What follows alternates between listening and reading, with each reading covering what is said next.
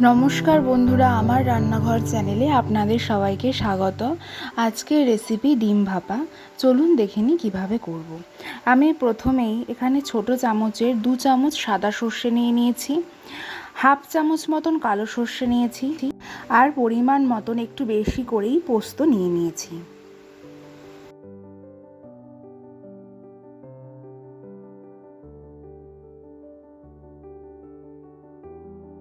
আমি এখানে 4টে ডিম সেদ্ধ করে নিয়েছিলাম।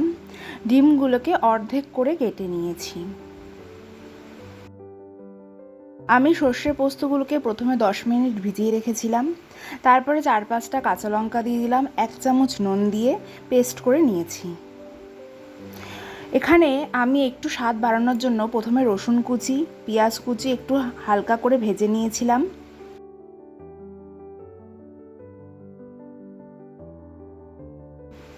এতে খেতে স্বাদও ভালো হয়, একটু অন্যরকম টেস্ট পাওয়া যায়।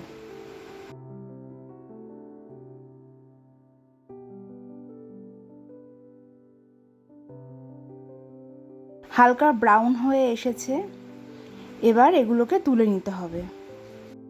পেঁয়াজ রসুন ভাজা আর সর্ষে পোস্তের পেস্ট দিয়ে দিলাম। মিক্সিটা ধুয়ে আমি তাতে জল অ্যাড করলাম। আপনারা যতটা ঝোল চাইবেন ততটা জল আপনারা অ্যাড করতে পারেন। আমি এখানে একটু বেশি করে জল অ্যাড করেছি। তারপরে আমি এখানে অ্যাড করব 1 চামচ হলুদ। নুনটা আমি পরে এখানে অ্যাড করে দিয়েছিলাম। তারপরে একে একে ডিমগুলো এখানে দিয়ে দেব। রান্নাটি ভালো লাগলে অবশ্যই চ্যানেলটি সাবস্ক্রাইব করবেন। আমি এখানে 4-5টা কাঁচা লঙ্কা আর কাঁচা সর্ষের তেল অ্যাড করেছিলাম। এই রান্নাটি আপনারা গরম ভাতের সাথে একদিন অবশ্যই ট্রাই করবেন, খেতে অসাধারণ লাগবে। কড়াইয়ের মধ্যে জল দিয়ে স্ট্যান্ড বসিয়ে টিফিন বক্সটাকে দিয়ে দেব। তারপরে একটা ঢাকা চাপা দিয়ে দেব।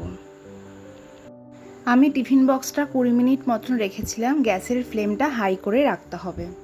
গ্যাসটা অফ করে আমি আরও 10 মিনিট মতন টিফিন বক্সটা রেখে দিয়েছিলাম।